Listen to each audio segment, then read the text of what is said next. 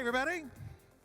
So next up, we have a small panel, 2 people, but it's going to be well worth listening to. Bitcoin Ubiquity and the role of institutions. First is Robert Gutmann, who is co-founder and CEO of NYDIG. I think you've all heard of NYDIG. They're doing all kinds of exciting things, one of the most exciting companies in the space, a serious powerhouse in the industry. And also Parker Lewis, head of business development at another great company, Unchained Capital. So let's give it up for Robert and Parker. Thank you.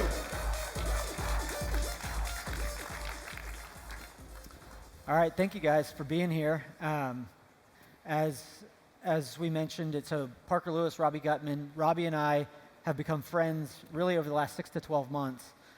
We both help run businesses that are dedicated to Bitcoin, and I'm really going to be facilitating this conversation so you guys can hear from Robbie, and then I'll also be providing some insight into our thoughts about how we think about things at Unchained, but that Robbie and I are also partners in addition to friends. NYDIG took a minority stake in Unchained about 3 or 4 months ago, and it's been a beautiful partnership. It's unlocked a lot of value for both sides, and we're looking to deepen that partnership over time. And Robbie, maybe if you could talk about to start, I think there's been a lot talked about here, but both of our businesses are dedicated to Bitcoin, and they haven't always been just dedicated to Bitcoin. And I think that would be helpful for the audience to hear a perspective as to how you at NYDIG think about Bitcoin, and then also how that informs your strategy to be very, very dedicated just to Bitcoin. Absolutely, and thanks very much, Parker. I totally echo what you said. Friends and partners unlocked a lot of value for both sides, but I think the friendship most important. So at NYDIG, we're actually one of 3 portfolio companies of a larger organization called Stone Ridge Holdings Group. And the first and the largest of those portfolio companies is an asset management business. And ultimately, we're asset managers at heart. And so for us, this decision to focus on Bitcoin, really it comes back to what is the investment thesis that we have conviction in. And that's evolved over time as we've learned and studied and acknowledged the world moves. From really the beginning when we started doing this in the kind of 2015, 2016 timeframe of there's definitely something going on here, but we're not exactly sure what it is. And so we're going to take more of an index-like approach in our asset management business. That's the investment thesis that we have conviction in. And as a result of that, similar to what I've talked about with Dhruv at Unchained, we had to build and ultimately maintain for years a production quality infrastructure to touch multiple blockchains. And anyone in the audience that's done that knows that's no small undertaking. This is not a traditional asset class where you can just buy vendor software off the shelf to do it. You have to really build it from scratch, especially at the scale that we had to do it for institutional allocators. And I think what really has evolved for us over time is that investment thesis from there's something going on here, we're not really sure what it is, so we're gonna spread our bets, to no. I have a lot of conviction in what's going on here, which is there is going to be an open source alternative monetary system that has the potential to raise 1 billion people out of poverty. And that is the thesis that we have, and that is how we've steered our firm. That's how we manage client assets at this point. And that's really given us the opportunity to change how we invest in the infrastructure that we develop, because with the resources that we don't have to spend maintaining interface to the Litecoin network, we can really afford to go deep on all aspects of the Bitcoin blockchain. So we're doing significantly more in mining for our clients. We're doing significantly more on the second layer solutions as those come up the curve to production quality. We're doing significantly more to support the open source community. We just hired our first developer who will do nothing but work on the Bitcoin Core protocol. And we're able to do more and more like what we do with you, which is support novel products for different parts of the world, like the collaborative custody, and ultimately like the work that we do to finance the Unchained position. So we do a tremendous amount of work to help people and institutions actually live their lives in fiat, because you can't yet today live your life in Bitcoin. And we do that with a set of financial products, financing solutions, as well as yield generating solutions, primarily through option writing. but ultimately it always comes back to that thesis of free, open monetary system that has the potential to lift millions, if not billions, of disenfranchised people out of poverty. Yeah, absolutely. And I think one of the beautiful things about the partnership between Unchained and NYDIG is that Bitcoin really is a North Star, and that we think about Bitcoin very similarly. I think we as a company, similarly, when I joined Unchained in 2018, it supported Ethereum. I had a perspective going in terms of the fundamentals of the nature of monetary economics, why money monopolizes, that the value that's derived from Bitcoin and the fact that it has achieved finite scarcity in digital form, but that all those things that you described about supporting multiple architectures. On our side, and it's one thing that I want you to talk about, Robbie, is one of the ways that Unchained and NYDIG complement each other is that we have complementary ways that we facilitate custody, and that we think about it as serving the broadest set of the market, where there's going to be people that fit in one bucket versus the other. Our approach to custody is built on multi-sig and clients holding their own keys. Protocols like Ethereum or any ERC20 token don't have native multi-sig.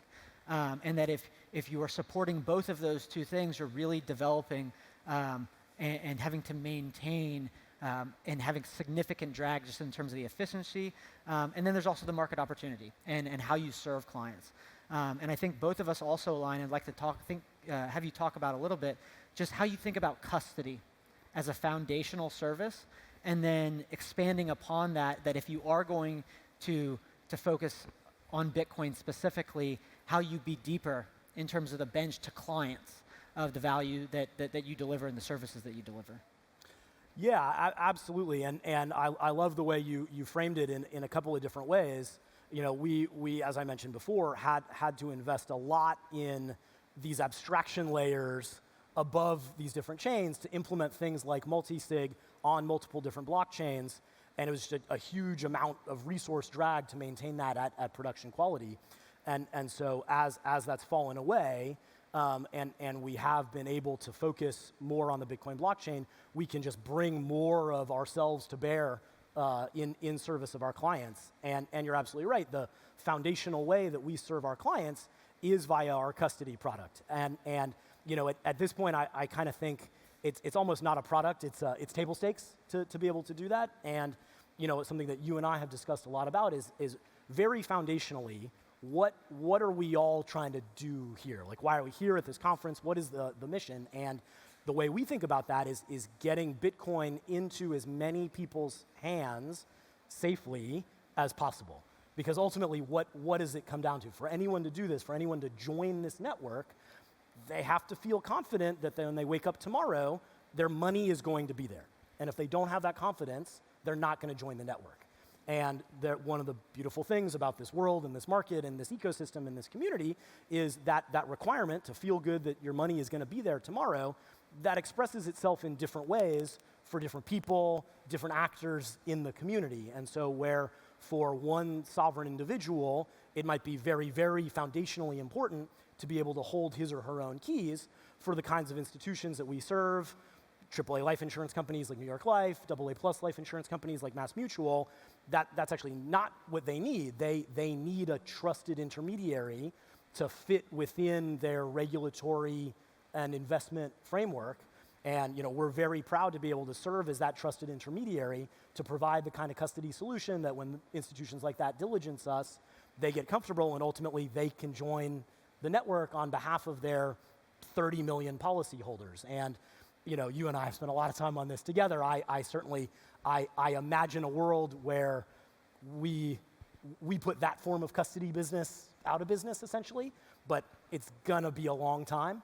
And in the meantime, the idea that we can make the difference between those 30 million policyholders having Bitcoin or not via this trusted intermediary, that feels really good. And to have the opportunity to be a trusted brand in the space, to bring that to the ecosystem, to do our part for the community, just feels really, really good in service of this mission.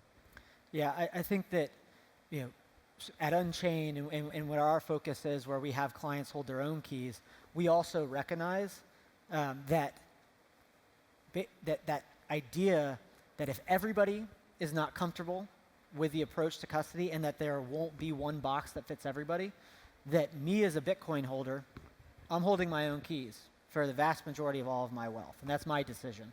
And that's what we work on at Unchained. But it creates value for me when NYDIG supports MassMutual. I think it was November, it was either November or December, where there was a Wall Street Journal article where it was announced that MassMutual bought Bitcoin in their investment general account. And at Unchained, we recognize that we are servicing a certain segment of the market, but that our solution is not right for a MassMutual. But MassMutual buying Bitcoin and being a leader for all other industry peers to say, there is a way that we are comfortable. It sends a signal to all of them that they need to be doing work because they're otherwise going to be left behind, and that all individual Bitcoin holders benefit the more people participate in the monetary network. And so I do think that that really is critical to, it's that foundational principle. You will not secure more of your wealth in a network, in a monetary network, if you're not going to wake up in the morning and be comfortable with it.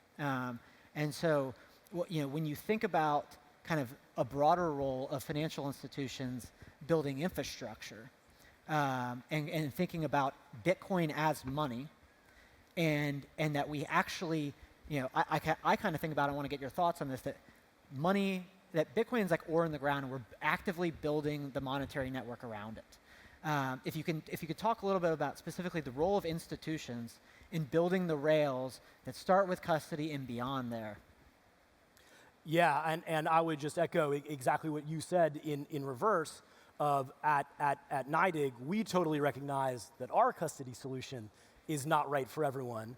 And that's again, what makes this world so beautiful is the market gets to decide what are the products that it needs, and there's room for lots of different products to serve lots of different needs in the community. And and I think one of the things we've seen over time as we've been doing this for many years now is, as we earn the trust of brands like the ones that we described, like New York Life and MassMutual and others that are less public in their involvement, they do get more engaged and more involved with the monetary network and do move it forward exactly in the way that you described. So one of the things we do a lot of work on that we feel somewhat uniquely placed to do is being that bridge to bring insurance company and more bank capital into the space, because as this open, free, alternative monetary system develops, we all have to walk around and pay dollars for things. As a way that we think we move the network forward in terms of getting people on the network is feeling confident more and more that they can be on the network but still get dollars to live their lives without having to sell and realize taxes or not hodl. And so we do a lot of work together on training clients, basically like, you never want to sell this, but how can you actually liquefy it? And so that's a big part of the partnership that we have with you. And I think what we're seeing now in the landscape is as we've developed this trust and as we've developed our infrastructure, we really started as an asset management business and built things we needed to run a institutional quality asset management business to manage billions of dollars on behalf of institutional investors. And from there, it grew as the execution and financing and derivatives capabilities that incubated inside our asset management franchise, they started to take on a life of their own, and we kind of hived that off into a separate sales and trading business effectively, where we house the derivatives capabilities, the execution capabilities, the financing capabilities especially. And as that progressed, we re-architected the platform and re-architected the platform and re-architected the platform and re-architected the platform, and ended up with something that looks, in our own humble way, a little bit like Amazon Web Services in terms of a suite of APIs for accessing effectively managed Bitcoin, like Bitcoin as a service. And that's how we scale internally.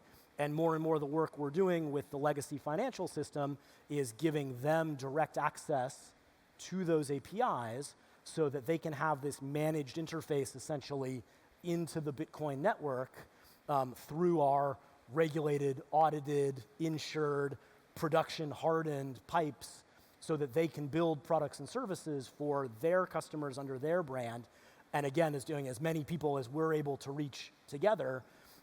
The existing financial brands in the US today and globally soon, they can just reach many more people than we can.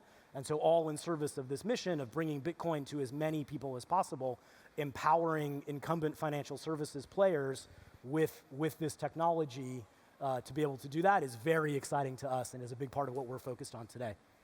Yeah, I think many of you might not know, or some of you probably do, but I write a series on Bitcoin and I help educate.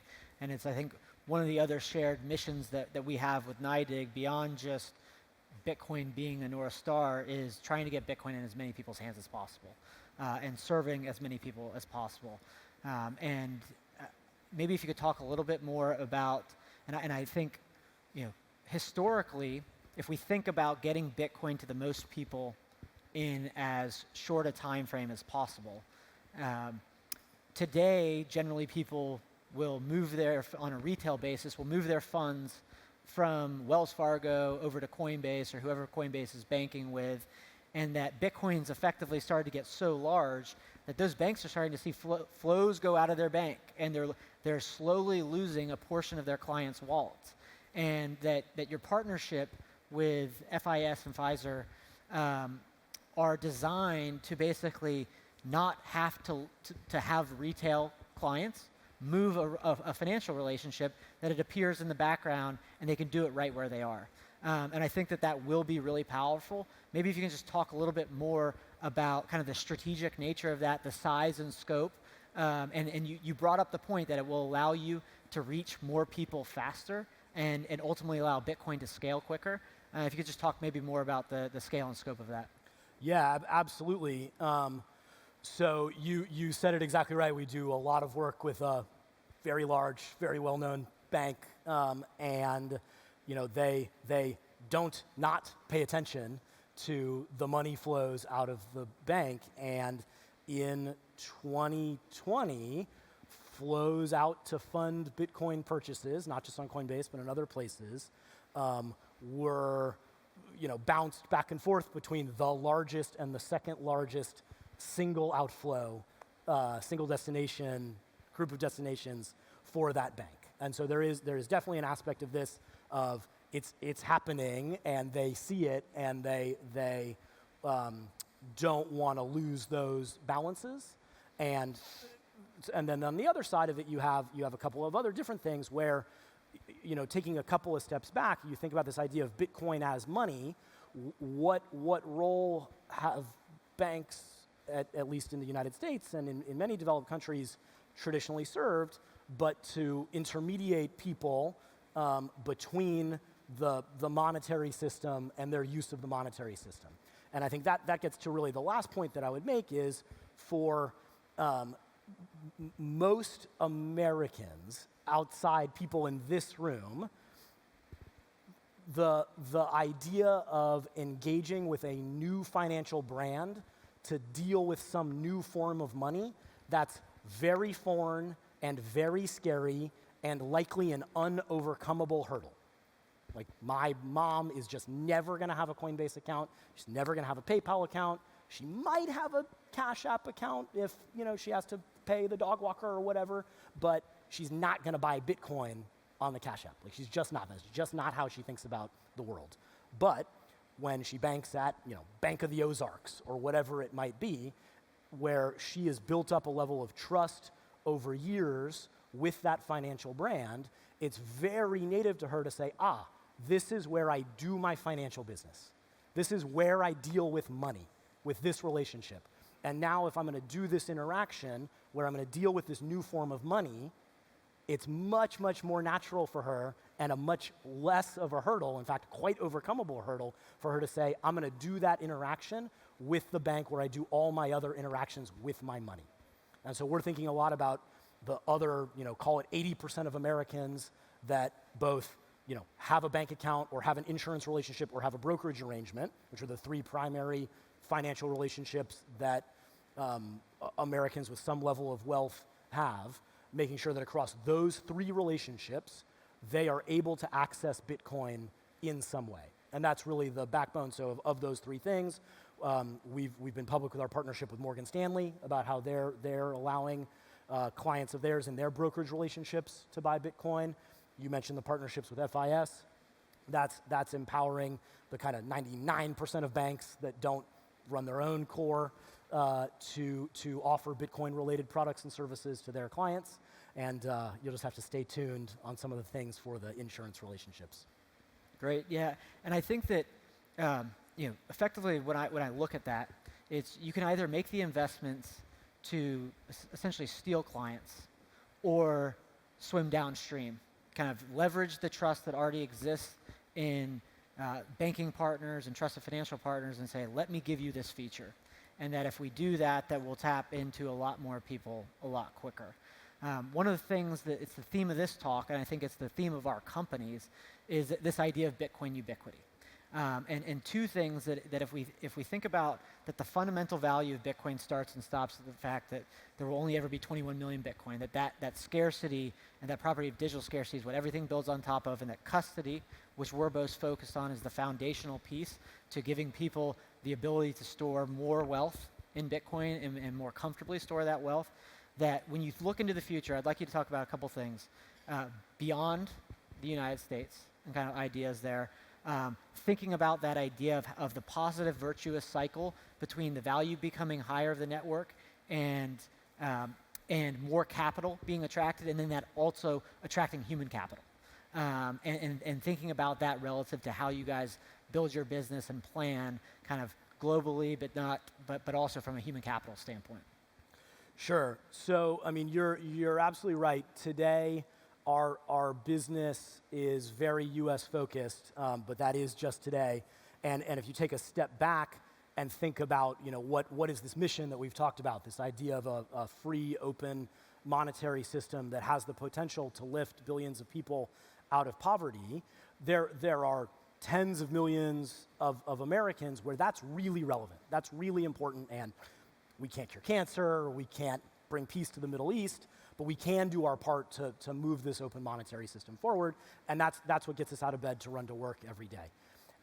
Outside of the US, it's much, much, much more acute. It's funny, I was talking with someone here at a conference actually today, and as an international attendee, and he basically said to me, it's so funny, we're locked in this like brand war right now in the US of like, what is the Bitcoin brand? Is it bad for the environment, or is it green? Is it, does it facilitate money laundering, or does it bring people out of poverty? And there's a sort of Twitter war about that. And he says, I travel in Bangladesh and Pakistan, and there is none of that. The brand of Bitcoin is hope. It is freedom. And he said, I have seen this with my own eyes, and that's his personal flavor of why he gets up and runs to work every day for what we're all doing here today. And and so I think that's a good transition to, you asked about human capital. One of the things we've found, and I have to imagine you found the same thing, as we've transitioned our business from the, there's something interesting going on here, but we're not sure what it is, to like, no, we're going to bring about this free open source alternative monetary system, and the level of focus and clarity about that has changed the tone and tenor of our recruiting process quite valuably. And so we have a saying with our chief engineering officer, the next chapter in human economic history won't be written, it'll be engineered. And the engineers, for example, the product people that want to do this, that want to bring this about, they're coming to us, and they're finding us, and they're finding you too. And just the team that we've been able to put together is simply extraordinary. And the kinds of things that we can do with the right people, there's no limit. Like there is just not a thing that we can't do without the team. Yeah, and I think this is a good place to close. That one of the things that I tell people about Bitcoin is that so much of it, people get caught up in price, of the price moving on the screen and the value going up, and we all want our purchasing power to both be held and go up. But what's actually happening underground is that humans are building a new monetary system, and that companies like NYDIG and Unchained, by focusing on Bitcoin, we will get the best talent that is that has the greatest expertise in specifically developing on Bitcoin. That those people who understand the protocol the best and can help build the architectures to make our custody platforms that serve as a foundation for our businesses the best, they will gravitate to our companies because of that focus on Bitcoin. And I want to just say, appreciate your time here today, Robbie. Appreciate your partnership. Any last words? I think that the crowd's had we've certainly benefited by NYDIG's participation in Bitcoin directly, and I know that the community has as well at large. Well, thank you. I appreciate that. It's fantastic to be here today. Fantastic to be here with you. Fantastic to be in business with you. And I couldn't be more grateful. So thank you very much. Great.